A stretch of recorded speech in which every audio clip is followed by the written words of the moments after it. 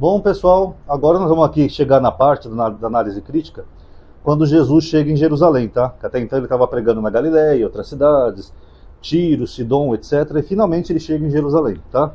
Eu aproximei um pouco mais a câmera para ver se dá para vocês lerem melhor, tá? Então nós vamos começar com Marcos, que é o relato mais antigo, Marcos capítulo 11. Ao se aproximarem de Jerusalém, diante de Betfagé e de Betânia, perto do Monte das Oliveiras, note que aqui ele está falando que ele estava perto do Monte das Oliveiras, enviou 2 de seus discípulos, dizendo-lhes: Ide ao povoado que está à vossa frente, entrando nele encontrareis imediatamente um jumentinho amarrado, que ninguém montou ainda, soltai-o e trazei-o. E se alguém vos disser: para que fazer isso? Dizei: o Senhor precisa dele, e logo mandará de volta. Foram e acharam um jumentinho amarrado na rua, junto a uma porta, e o soltaram. Alguns dos que ali se encontravam disseram: por que soltais o jumentinho? Responderam como Jesus havia dito, e eles o deixaram partir. Levaram a Jesus o jumentinho, sobre o qual puseram suas vestes. Ele o montou. Muitos entenderam as vestes pelo caminho, outros puseram ramos que haviam apanhado nos campos. Os que iam à frente deles, que o seguiam, clamavam: Hosana, bendito que vem em nome do Senhor. Então, o que nós temos aqui? Jesus pega um jumentinho para entrar em Jerusalém. Segundo Marcos, que é o mais antigo, o termo usado ali é polos, que é jumento. Eu vou escrever aqui para vocês em grego. Aqui, ó, polos.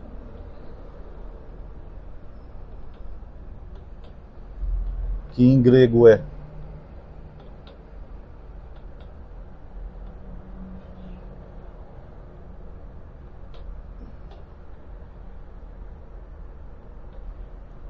polos, tá?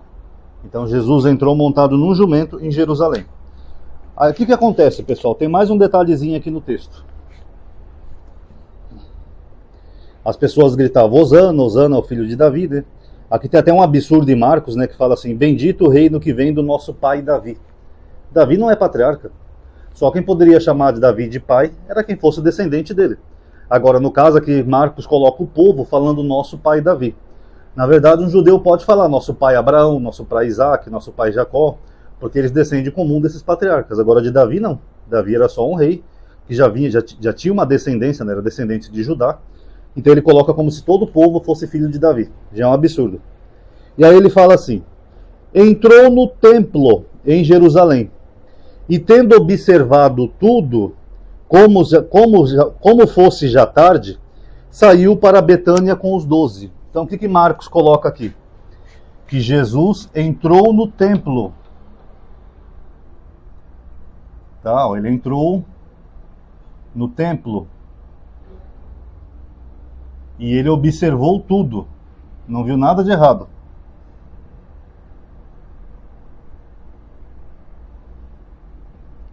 E ele observou tudo. Tá? Segundo Marcos, no mesmo dia. Aí, pessoal, depois que ele amaldiçoou a figueira, segundo Marcos, só lá no versículo 15, é que Jesus vai expulsar os mercadores do templo. Ó. Chegaram a Jerusalém e, entrando no templo, ele começou a expulsar os vendedores e os compradores que lá estavam. Virou as mesas dos cambistas, as cadeiras dos que vendiam pombas, e não permitia que ninguém carregasse objetos através do templo. E ensinava-lhes, dizendo: não está escrito, minha casa será chamada casa de nação para todos os povos? Vós, porém, fizeste dela um covil de ladrões. Só que aqui ele já tinha entrado no templo, ó, no dia anterior, e observou tudo, e ele não fez nada. Por que Jesus só tem essa reação no dia seguinte? É a primeira pergunta. Quer dizer que ele vai lá, observa tudo, não tem nada de errado. Aí no outro dia ele vai lá e começa a brigar com todo mundo. Segundo ponto. Por que os soldados romanos não prenderam Jesus? Porque a Páscoa era uma festa muito tensa ali na Judéia, porque era uma festa muito sagrada para os judeus, e os romanos temiam que pudesse haver alguma rebelião, uma incitação popular contra Roma, coisa do tipo.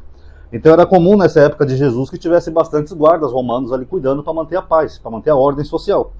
Aí chega um judeu, entra no templo, começa a quebrar tudo, expulsar todo mundo, e os romanos não fazem nada? Ou mesmo os guardas do templo, ou os sacerdotes que lá estavam, os fariseus, as pessoas não faziam nada? Não é meio estranho isso para vocês? Não parece um pouco fantasioso isso? E outra, quem testemunhou isso? Tanto Jesus entrando em Jerusalém montado no jumentinho, quanto ele quebrando as coisas do templo, expulsando tudo. Quem que viu isso? Filo de Alexandria, ele nasceu mais ou menos uns 20 anos antes de Jesus e morreu mais ou menos uns 30 anos depois. 30 ou 40, não estou falando de cabeça aqui, mas ele é bem contemporâneo a Jesus. E o cunhado de Filo era procurador na Judéia. O próprio Filo de Alexandria podia estar aqui nessa Páscoa. E Filo era um historiador judeu, que nem Flávio Josefo. Por que Filo não viu nada disso, ou o cunhado dele não mencionou para ele? Pô, cara, teve uma confusão aqui, um judeu maluco entrou aqui, começou a derrubar a mesa dos cambistas, tal, não sei o quê. Primeiro ele foi saudado pelo povo com hosana, etc e tal. Ninguém viu isso aí. Nem Flávio Josefo, ninguém testemunhou esse tumulto no templo. Ninguém testemunhou Jesus entrando como um rei em Jerusalém, sendo saudado pelo povo, e ninguém viu isso. Fora que ali as pessoas diziam para Jesus, bendito que vem em nome do Senhor. Aí na última ceia, Jesus fala assim, eu não beberei mais dessa vinha, do fruto dessa vide, até que digam, bendito que vem o nome do Senhor. Eles já não tinham feito isso aqui? Estão notando como não é uma história real? Eles já não tinham feito as pessoas lá com ramos de oliveira? Bendito que vem em nome do Senhor, hosana. Aí Jesus mete essa, eu não vou beber de novo do fruto da vinha, até que o pessoal daqui diga, bendito que vem em nome do Senhor. Eles já tinham feito isso. Então como que essa história pode ser real, se o próprio personagem desconhece a história, que é Jesus? Aí é complicado, né, pessoal? Um evento desse, em plena Páscoa, ninguém ia ver. Os romanos não iam ver Jesus sendo saudado como um rei. Tanto que aqui na Bíblia eles colocam, acho que em Lucas e João, eles colocam alguns fariseus reclamando da entrada de Jesus. Mas quem tinha que se preocupar com a entrada de Jesus eram os romanos. Porque era uma região instável, que vira e mexe tinha rebeliões. E se chegasse alguém dizendo ser um rei, sendo saudado como um rei, era uma preocupação para os romanos. Ó César, tem um cara lá que estão dizendo que é o rei dos judeus. Corre lá que não é legal isso aí não. Bom, agora nós vamos ao último absurdo aqui, tá, pessoal? Deixa eu só ver o paralelo aqui, Mateus 21.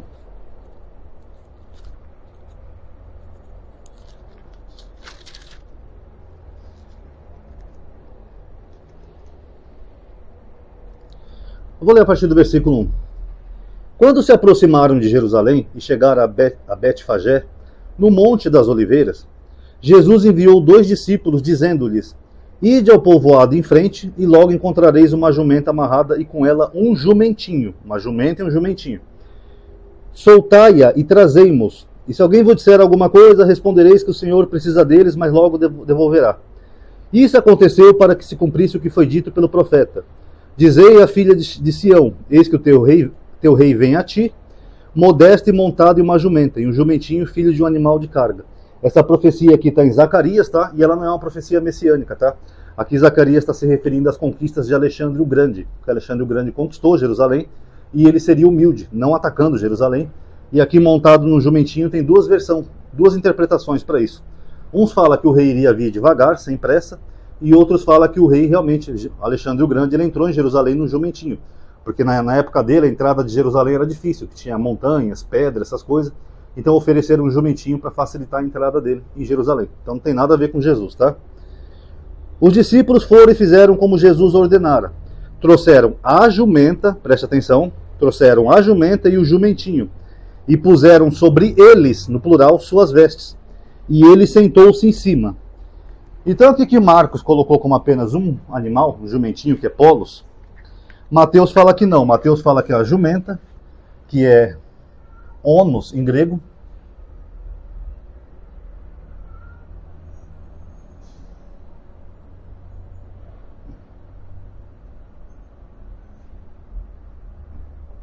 Que é uma jumenta, e o jumentinho que é polos.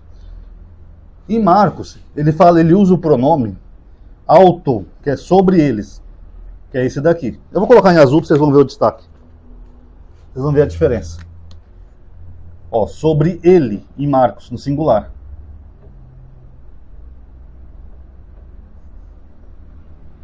É esse termozinho aqui em grego, auton, auto. Já em Mateus ele muda esse pronome, ele coloca no plural. Ele coloca auton, que é sobre eles.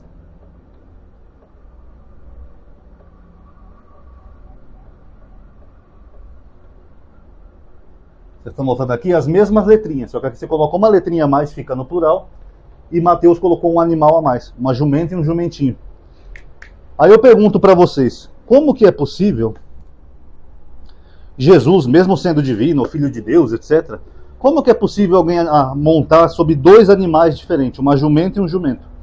Que pegaram os dois animais, colocaram a veste sobre ambos e Jesus montou sobre eles. Como, pessoal? Até para o Filho de Deus, como é que ele fez? Ele colocou uma perna numa jumenta e outra perna no jumentinho? Foi assim que ele entrou em Jerusalém? Ou ele colocou um jumentinho sobre o outro e ficou em cima dos dois? Não dá, né, pessoal? E as pessoas acreditam que isso é uma história real. Como que Jesus ia montar sobre dois jumentos? E outra, Mateus, ele omite aquilo ali que Marcos colocou, que no primeiro dia Jesus não viu nada de errado, e ele coloca a expulsão dos cambistas no mesmo dia. Aqui, ó. Então Jesus entrou no templo e expulsou todos os vendedores e compradores que lá estavam, no mesmo dia que a entrada triunfal dele em Jerusalém. Por que Mateus colocou no mesmo dia? Porque ele viu que era absurdo o que Marcos colocou. Ele vai no templo, ele observa tudo, não vê nada de errado, aí no outro dia ele fica histérico e começa a derrubar tudo. Aí Mateus e Lucas mudam isso, eles falam, não, foi no mesmo dia. Quer ver? Deixa eu ver aqui o paralelo de Lucas. Lucas 19. Porque não faz sentido você ir num lugar num dia, aquelas mesmas pessoas estavam no mesmo lugar, e Jesus não viu nada de errado. Aí só no outro dia que ele viu o erro. Complicado, né, pessoal?